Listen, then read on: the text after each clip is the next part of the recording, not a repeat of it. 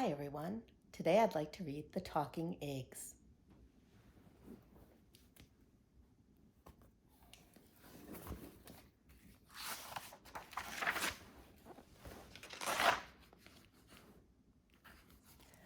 Back in the old days, there was a widow with two daughters named Rose and Blanche.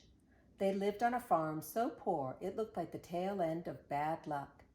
They raised chickens, some beans, and a little cotton to get by.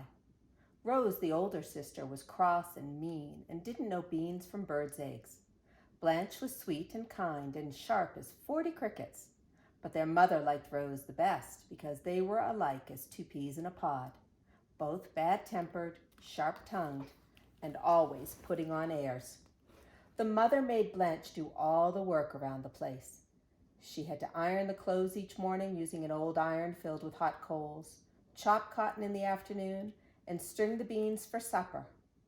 While she'd be doing these chores, her mama and sister would sit side by side in rocking chairs on the shady porch, fanning themselves and talking about foolishness, about getting rich and moving to the city where they could go to fancy balls wearing trail-trained dresses and lots of jewels.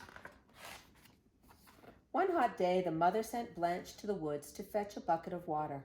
When the girl got there, she found an old woman wrapped in a raggedy black shawl, nearly fainting with the heat.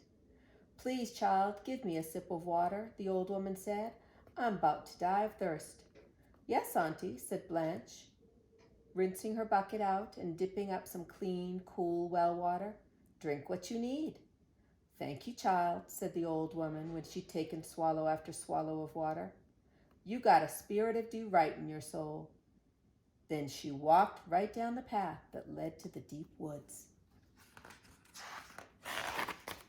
When Blanche got back to the cabin, her mother and sister hollered at her for taking so long. "This water's so warm it's near boiling," shouted Rose, and she dumped the bucket out on the porch. "Here, your poor sister's near dying for a drop of cool water," her mother screamed, "and you can't even bring that one little thing." Then the two of them scolded and hit Blanche until it frightened the girl, and she ran away into the woods. She began to cry since she didn't have anywhere to go, and she was scared to go home. Suddenly, around a bend in the path came the old woman in the raggedy black shawl. When she saw Blanche, she asked kindly, "What's made you cry so, you poor child?" "Mama and Sister Rose lit into me for something that wasn't my fault," said Blanche, rubbing tears off her cheek. "Now I'm afraid to go home." "Hush, child, stop your crying. You come on home with me. I'll give you supper and a clean bed, but you've got to promise you won't laugh at anything you see." Blanche gave her word of honor that she wouldn't laugh. Then the old woman took her by the hand and led her deep into the backwoods. As they walked along the narrow path, bramble bushes and tree branches opened wide in front of them and closed up behind them. Soon they came to the old woman's tumble-down shack. A cow with two heads and horns like corkscrews peered over a fence at Blanche and brayed like a mule. She reckoned it was a pretty strange sight, but she didn't say anything, not wanting to hurt the old woman's feelings. Next she saw that the yard in front of the cabin was filled with chickens of every color. Some were hopping about on one leg, some running about on 3 or 4 or even more. These chickens didn't cluck, but whistled like mockingbirds. But as strange as all this was, Blanche stuck by her promise not to laugh. When they got inside the cabin, the old woman said, "Light the fire, child, and cook us some supper." So Blanche fetched kindling from the woodpile outside the door. The old woman sat near the fireplace and took off her head. She set it on her knees like a pumpkin. First she combed out her gray hair, then she plaited it into 2 long braids. Blanche got pretty scared at this, but the woman had been nothing but kind to her, so she just went on lighting the fire. After a bit, the old woman put her head back on her shoulders and looked at herself in the sliver of mirror nailed to the cabin wall. She said, nodding, "that's better." Then she gave Blanche an old beef bone and said, "Put this in the pot for supper." Now Blanche was near starving, and the bone looked like a pretty sad meal for the two of them, but she did what the old woman said. "Shall I boil it for soup, Auntie?" she asked. "Look at the pot, child," the old woman said, laughing. The pot was now filled with thick stew bubbling away. Next, the woman gave Blanche only 1 grain of rice and told her to grind it in the stone mortar. Feeling mighty foolish, Blanche began to pound the grain with the heavy stone pestle, and in a moment the mortar was overflowing with rice. When they had finished supper, the old woman said, "It's a fine moonshiny night, child. Come with me." They sat themselves down on the back porch steps. After a time, dozens of rabbits came out of the underbrush and formed a circle in the yard. The men rabbits all had frock-tail coats, and the lady rabbits all had trail-train dresses. They danced, standing on their hind feet, hopping about. One big rabbit played a banjo, and the old woman hummed along with it. Blanche kept time by clapping along. The rabbits did a square dance, a Virginia reel, and even a cakewalk. The girl felt so happy she never wanted to leave. She sat and clapped until she fell asleep, and the old woman carried her back inside and put her to bed. When Blanche got up the next morning, the old woman told her, "Go milk my cow." The girl did what she was told, and the 2-headed cow with the curly horns gave her a bucket of the sweetest milk she'd ever tasted. They had it with their morning coffee. "Now you got to go home, child," the old woman said to Blanche, who was washing the breakfast dishes. "But I tell you, things will be better from here on out. And since you are such a good girl, I've got a present for you. Go out to the chicken house. Any eggs that say, 'Take me,' you go ahead and take.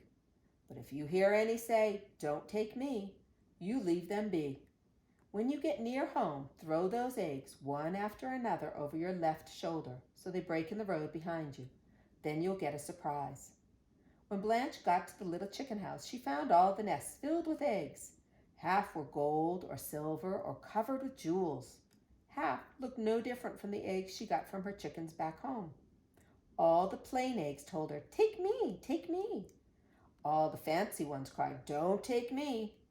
She wished she could take just one gold or silver or jeweled egg, but she did what the old woman told her and only scooped up the plain ones. She and the old woman waved goodbye to each other, and then Blanche went on her way. Part way home, she began to toss the eggs one at a time over her left shoulder. All sorts of wonderful things spilled out of those eggs. Diamonds, rubies, gold, silver coins, pretty silk dresses, dainty satin shoes.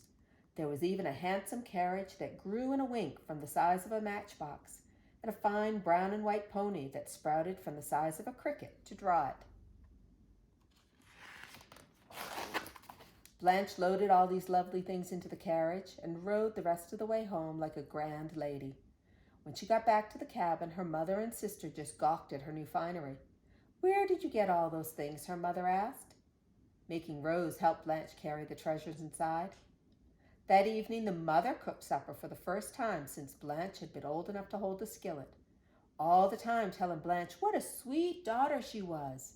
Her mama got the girl to tell her all about the old woman and the cabin in the woods and the talking eggs. When Blanche was asleep, the mother grabbed Rose and told her, "You got to go into the woods tomorrow morning and find that old auntie. Then you get some of those talking eggs for yourself so as you can have fine dresses and jewels like your sister.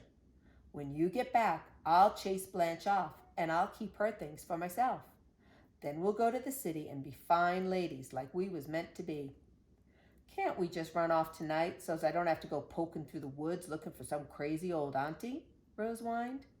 "There's not nearly enough for two," the mother said, getting angry. "You do as I say, and don't be so contrary." So the next morning, Rose set out dragfoot into the woods. She dawdled mostly, but soon met the old woman in a raggedy black shawl. "My sweet little sister Blanche told me you got a real pretty house and all," said Rose. "I'd appreciate to see it." "You can come with me if you've a mind to," said the old woman, "but you've got to promise not to laugh at whatever you see." "I swear," said Rose. So the old woman led her through the bramble bushes and tree branches into the deep woods. But when they got near the cabin and Rose saw the 2-headed cow and that brayed like a mule and the funny-looking chickens that sang like mockingbirds, she yelled, "If ever there was a sight, that's one. That's the silliest thing in the world." And then she laughed and laughed until she nearly fell down. Oh dear. Mm-hmm, said the old woman, shaking her head. Inside, Rose complained when she was asked to start the fire, and she wound up with more smoke than flame. When the old woman gave her an old bone to put in the pot for supper, Rose said crossly, "That's going to make a mighty poor meal." She dropped it in the pot, but the old bone remained a bone, so they only had thin soup for supper. When the woman gave her 1 grain of rice to grind in the mortar, Rose said, "That's a sad speck. It won't hardly feed a fly." She wouldn't even lift the pestle, so they had no rice at all. "Mm-hmm," the old woman muttered. Rose went to bed hungry. All night long she heard mice scratching under the floor and screech owls clawing at the windows. In the morning the old woman told her to milk the cow. Rose did, but she made fun of the 2-headed creature, and all she got was a little sour milk not fit for drinking. So they had their breakfast coffee without cream. When the old woman lifted her head off her shoulders to brush her hair, quick as a wink, Rose grabbed that head and said, "I'm not going to put you back together till you give me presents like my sister got." Is that how we treat other people? "Ah, child, you're a wicked girl," said the old woman's head, "but I've got to have my body back, so I'll tell you what to do. Go to the chicken house and take those eggs that say 'take me,' but leave the ones that cry 'don't take me.' Then you toss those eggs over your right shoulder when you're on your way home." Was that the same shoulder she told Blanche to use? To be sure the old woman wasn't playing her a trick, Rose set the old woman's head out on the porch while her body sat groping around in the cabin. Then she ran to the chicken house. Inside, all the plain eggs cried, "Take me, take me," while all the gold and silver and jeweled ones said, "Don't take me." "You think I'm fool enough to listen to you and pass up the prettiest ones? Not on your life." So she grabbed all of the gold and silver and jeweled eggs that kept yelling, "Don't take me," and off she ran into the woods with them. Did she forget to do something before she left?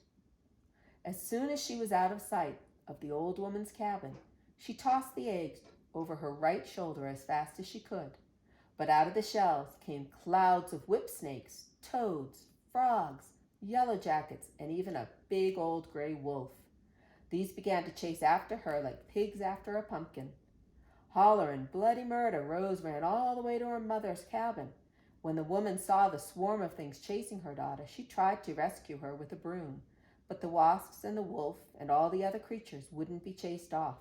So mother and daughter hightailed it into the woods, with all the animals following. When they returned home, angry and sore and stung and covered with mud, they found Blanche had gone to the city to live like a grand lady, though she remained as kind and generous as always. For the rest of their lives, Rose and her mother tried to find the strange old woman's cabin and the talking eggs, but they never could find that place again.